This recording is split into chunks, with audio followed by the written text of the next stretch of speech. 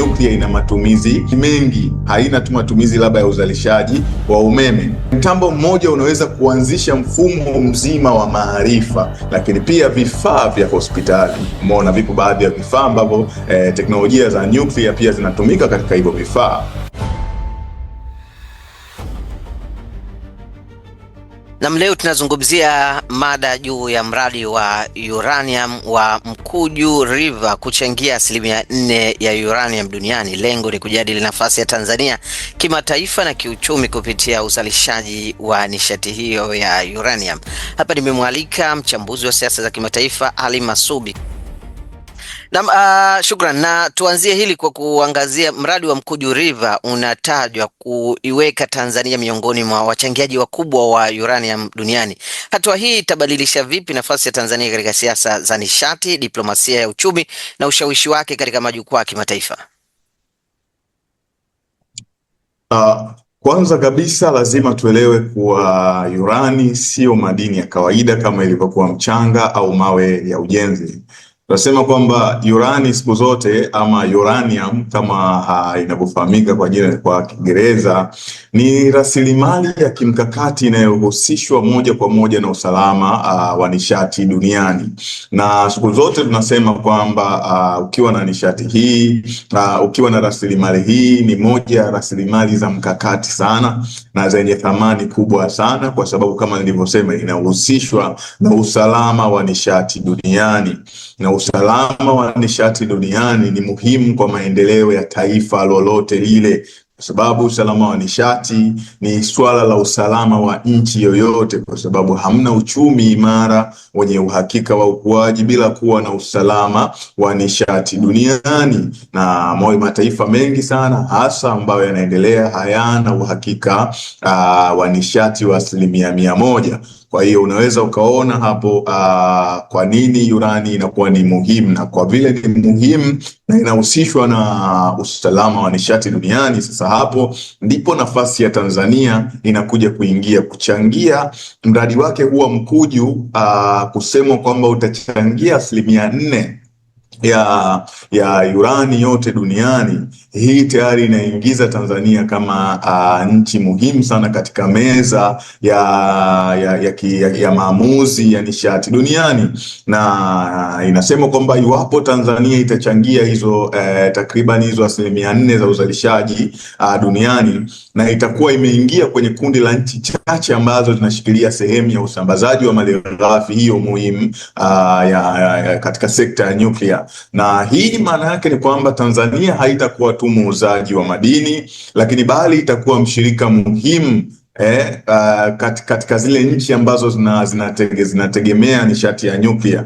Mataifa kama vile Ufaransa yanategemea nishati ya nyuklia, China inategemea nishati ya nyuklia, India inategemea nishati ya nyuklia, Urusi inategemea nishati ya nyuklia, South Korea inategemea nishati ya nyuklia. Na tunaambiwa kwamba sasa hivi duniani matumizi ya nishati kwa ujumla ya umeme yataenda kupanda, na moja ya vyanzo ambavyo vinaonekana vitakuwa ni vyanzo vya uhakika ni hii nishati ya nyuklia. Ndio inaonekana ndio inaweza ikaja ikasaidia hapo, na sababu kubwa ambayo inapelekea upandaji huu ni artificial intelligence ama uwekezaji mkubwa katika akili mnemba, ambapo katika moja ya nyenzo unazohitaji katika utekelezaji wake ni umeme mwingi kuliko kawaida. Na nini kinachoweza kupatia umeme huo kwa haraka? Basi ni nishati ya nyuklia. Na unapoongelea sasa, ndio hapo Tanzania anakuja katika kipindi ambacho ni cha mwafaka kabisa. Kwa hiyo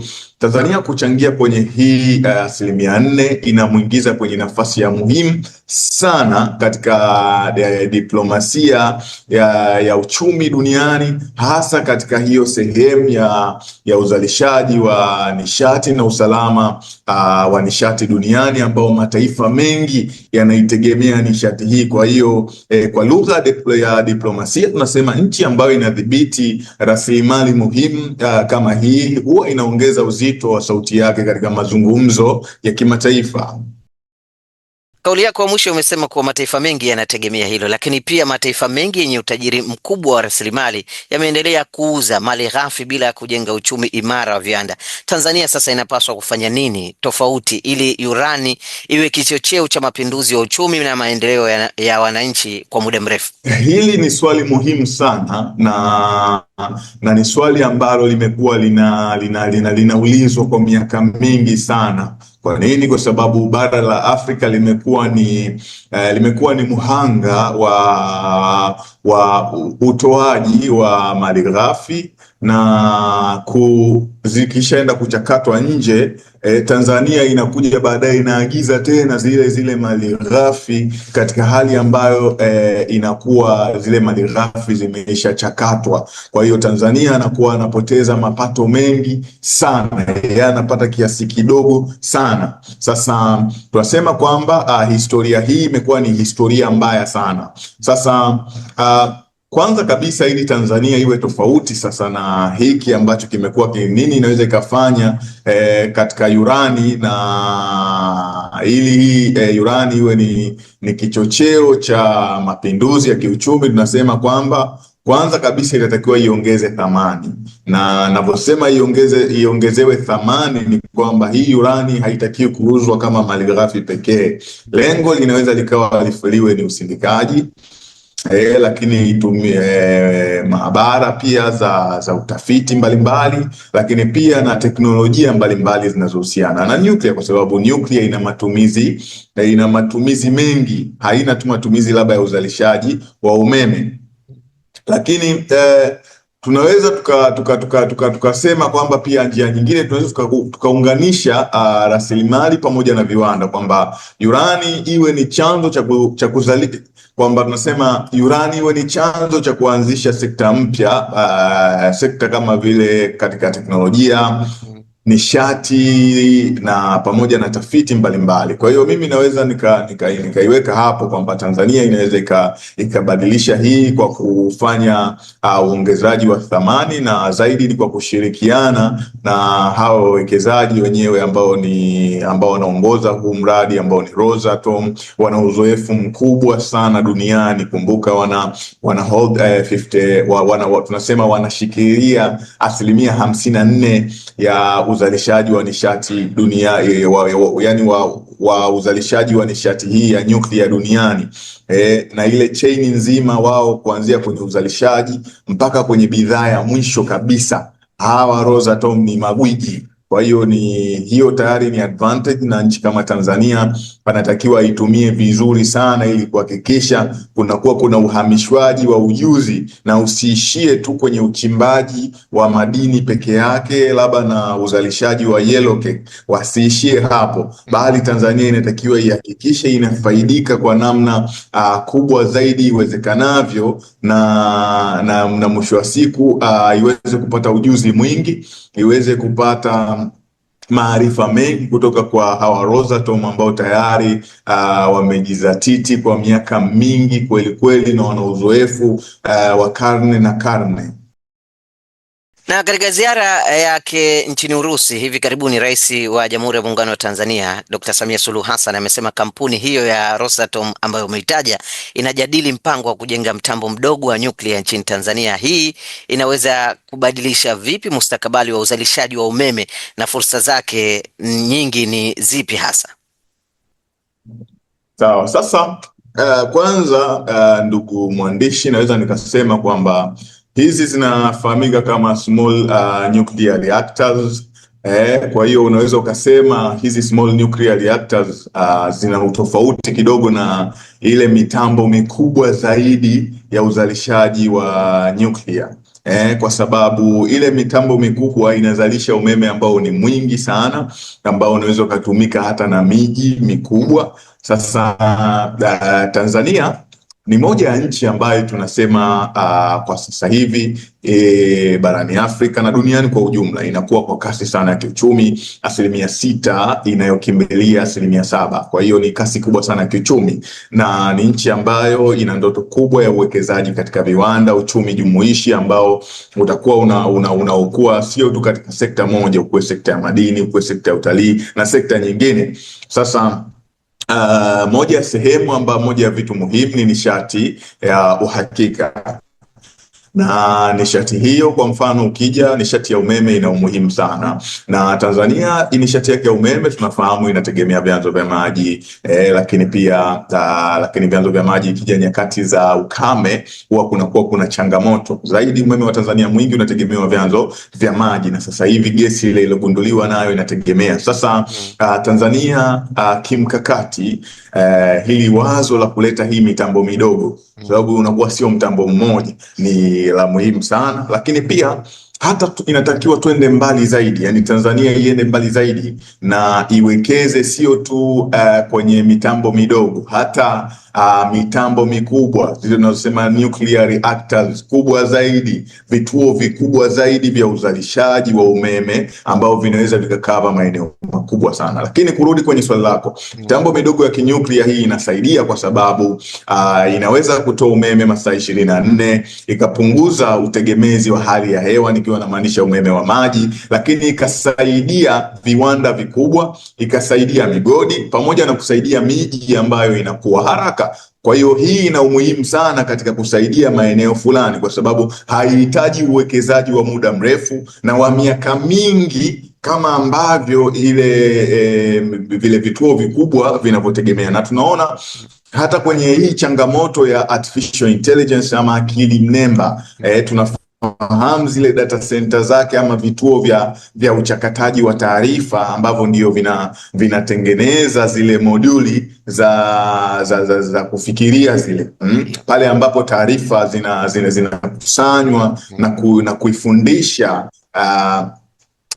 ile moduli ya akili mnemba. Sasa pale huwa zinahitaji umeme mwingi kweli kweli, sio umeme wa kawaida. Na ili tuweza kuzalisha umeme, solution kama ambavyo nimetangulia kusema, solution ama suluhisho ambalo limeonekana ni kutumia hizi mitambo midogo za nuclear. Kwa hiyo unaweza ukaona hizi mitambo midogo zimekuwa zina umuhimu kiasi gani. Kwa kuliko kuanza kujenga dude moja litakalochukua muda mrefu, unachukuliwa tu mtambo mmoja mdogo ambao unaweza ukazalisha matumizi ya kutosheleza sehemu ile na ukawekwa hapo. Sasa faida kubwa ni kwamba tayari Tanzania na ushirikiano na magwiji kwenye hiyo nyanja ambao ni Rosatom, kwamba tayari wana teknolojia hiyo, tayari wana ujuzi wa kutosha katika uzalishaji wa nishati hiyo. Kwa hiyo tayari ni advantage sana kwa Tanzania na wanapaswa waitumie vizuri. Kwa hiyo unaweza ukaona kwamba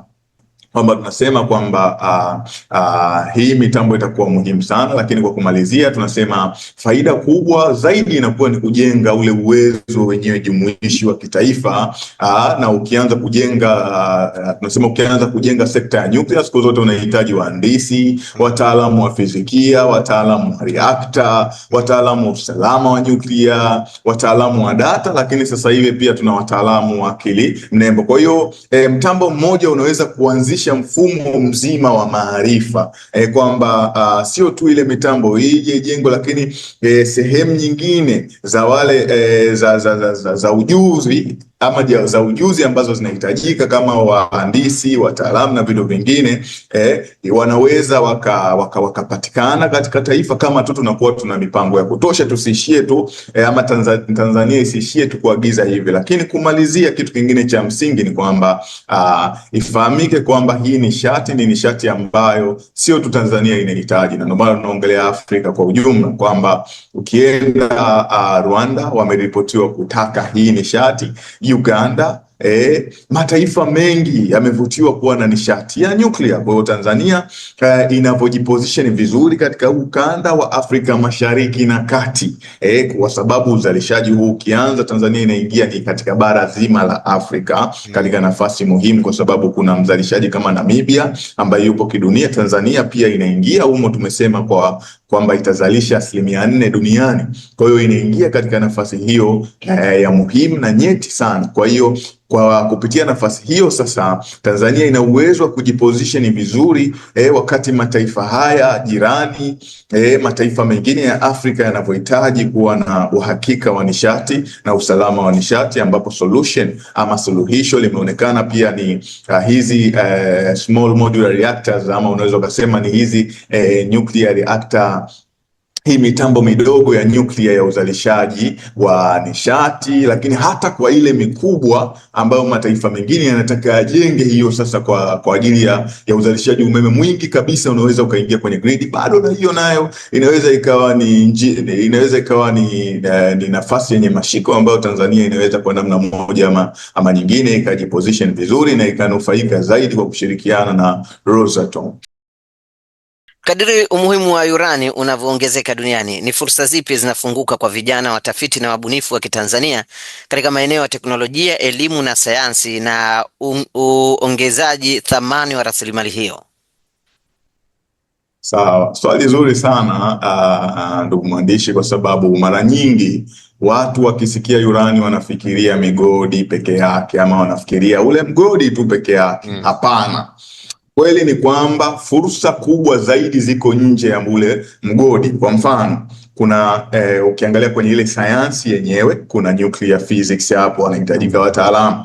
Kuna material science, wanahitajika wataalamu, pengine hata wanaweza wasiguse kabisa mgodini kule. Lakini pia kuna reactor engineering, hizo mitambo ambazo umeziongelea wewe hapo, nazo zinaingia hapo. Lakini unaenda mbali pia, kuna nyanja nyingine za kiteknolojia sasa hivi zimeibuka kama artificial intelligence, kuna robotics, kuna sensor technologies. Kwa hiyo kuna nyanja nyingi sana, pengine wengine wanaweza hata wasiingie kwenye ule mgodi, labda wapo kwenye ile chain of value, kwenye ile mnyororo wa thamani ambao unatengenezwa na nishati hii ya nuclear, ama unaotengeneza na madini haya ya urani ambayo ndio yanakuja yanatuzalishia nishati ya nuclear na matumizi mengine mengi sana. Lakini sehemu nyingine sasa ya msingi na ya muhimu, wengi wanaisahau, ni afya. Tunasema kwamba teknolojia za nyuklia huwa zinatumika katika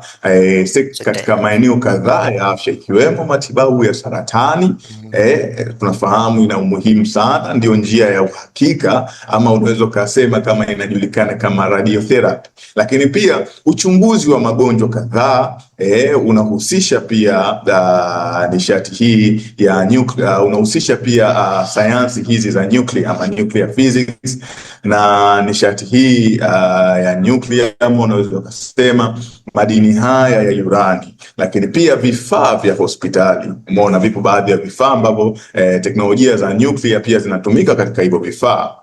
Lakini sehemu nyingine ya mwisho kumalizia ni kilimo, kwamba tunasema kwamba teknolojia za nuclear huwa pia zinatumika katika kuboresha mbegu, kudhibiti wadudu, pamoja na kuhifadhi chakula. Kwa hiyo urani inaweza kuwa kichocheo cha uchumi pia wa maarifa. Kwa unaweza kuona ni sehemu hizo, ni vitu vyote hivyo vinafaidika nje tu ya mgodi. Kwa hiyo ni fursa nyingi sana ndugu mwandishi, ambazo tunasema zinaweza zikapatikana kwa vijana wa Tanzania. Ni namna gani tu ambavyo serikali pamoja na wadau wengine wanaweza wakahakikisha sasa hizi fursa zote zinanufaisha vijana, ikiwemo kuchochea sasa vyuo, yani hivi tunavyoongea ipaswa vyuo vyetu vyuo vya kitaaluma nchini Tanzania viweze sasa viweze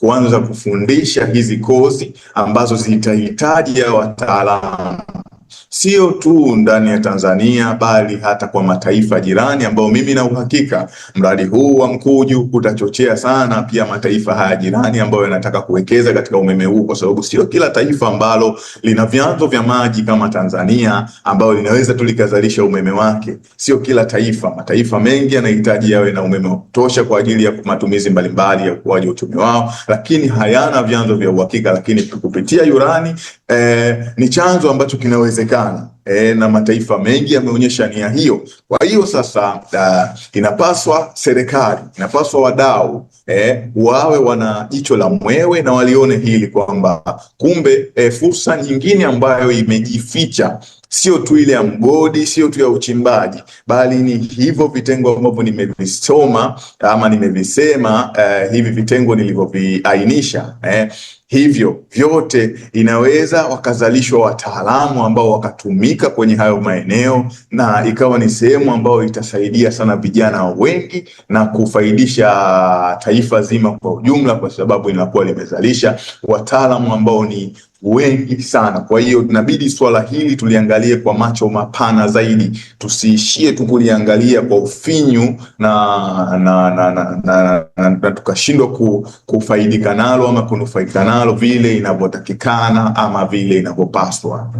Katika ushindani wa kimataifa wa rasilimali za kimkakati, Tanzania inapaswa kuweka mikakati gani ya kisera na kiuchumi ili kuendelea kuwa mshindani mkubwa na kunufaika zaidi na nafasi yake katika soko la urani duniani? Sawa. Sasa unaweza ukasema kwamba Tanzania inapaswa kuwa na mikakati kadhaa, lakini kuna mikakati ambayo nitaitaja kama mitano ambayo ni ya muhimu, kama sio minne, mitatu. La kwanza ni kulinda maslahi ya taifa, kwamba mikataba lazima iwe na uwazi, na hili tumekuwa tunalipigia miaka mingi sana kelele kwamba mikataba mingi ambayo tulikuwa tumeingia ni mikataba ambayo haina maslahi, kwamba shida sio uwekezaji, kwa sababu hatuwezi kuendelea bila wawekezaji kama Rosatom ama makampuni mengine mengi ya uwekezaji ya nje. Lazima ili tuendelee tunahitaji wawekezaji ambao wanaweza wakaja wakawekeza kwenye hii miundombinu yetu, kwenye miradi yetu, kwa sababu serikali peke yake haiwezi, na wawekezaji wa ndani ni ngumu. Hii ni miradi ambayo inahitaji uwekezaji wa fedha nyingi sana, mabilioni ya fedha, mamilioni ya fedha. Kwa hiyo sasa mwisho wa siku shida sio kupokea wawekezaji, shida ni mikataba ambayo tunaingia. Je, inabeba maslahi mapana ya taifa? Kwa hiyo mikataba lazima iwe ni mashiko, lakini pawepo basi na uwazi katika hii mikataba. Hiyo ni unaweza ukasema ni mkakati pia wa kwanza wa muhimu, lakini mkakati mwingine ni kujenga wataalamu wa ndani.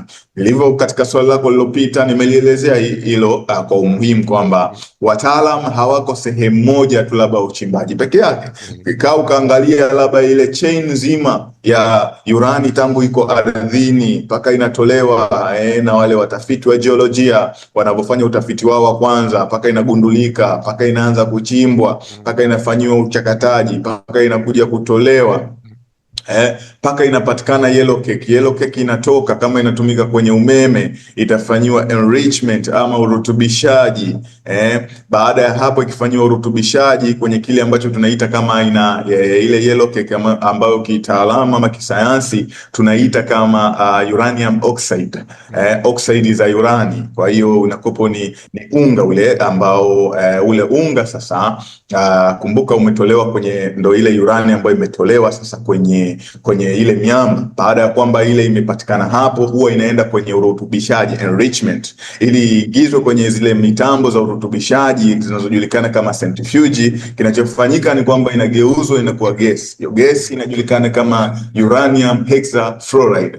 Kwa hiyo uranium hexafluoride ndio ambayo itakuwa inarutubishwa ili kuweza kupata ile urani, kwa sababu urani hapo zinakuwa katika ile urani moja kuna urani za aina mbili. Ile moja tunasema ni haina nguvu ama haihitajiki kwa sababu haiwezi kuvunjika, ili iweze kutupatia ile urani ambayo ili iweze kutupatia nishati inayohitajika kwenye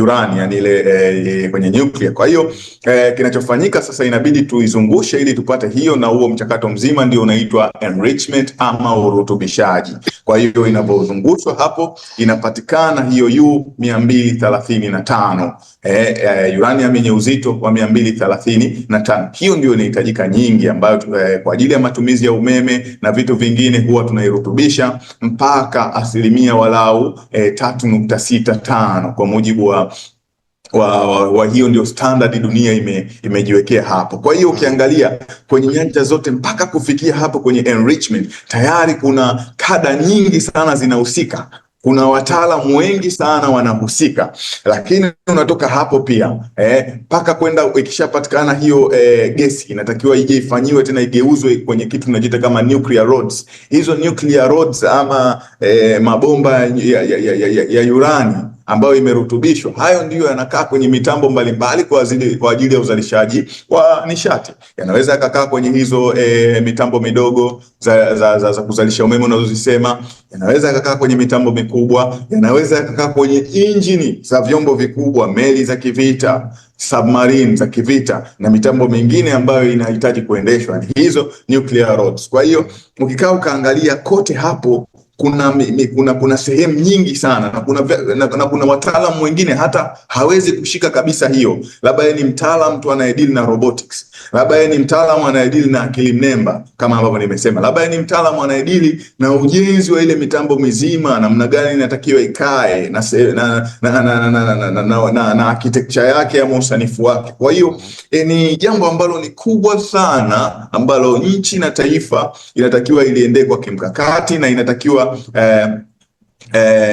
badala ya kutegemea sasa kuajiri huu utaalamu wote ambao nimekuelezea kwa mapana yake, baada ya kutegemea tupate kutokea nje, taifa inabidi lije na mkakati ama lije na sera ambayo inaweza ikafanya tukanufaika kwa kiasi kikubwa na kubaki na huu ujuzi ambao utakuwa muhimu sana, bila shaka kwa kushirikiana na Rosatom na nchi ya Urusi kwa ujumla, ambayo wao ndio magwiji na mabingwa wa hii kada, ambao wameonyesha wazi nia ya kuhamisha pia ujuzi wa muhimu kwa nchi ya Tanzania. Lakini pia mkakati mwingine ni kuwekeza katika elimu ya STEM. Yani elimu ya STEM ni elimu ambayo inashika nasema nyanja 4 ambayo ni teknolojia, uhandisi na hisabati, ambao hiyo sasa inaongezea kwenye ile pointi yangu ambayo nilikuwa nimetoka kuisema hapo. Lakini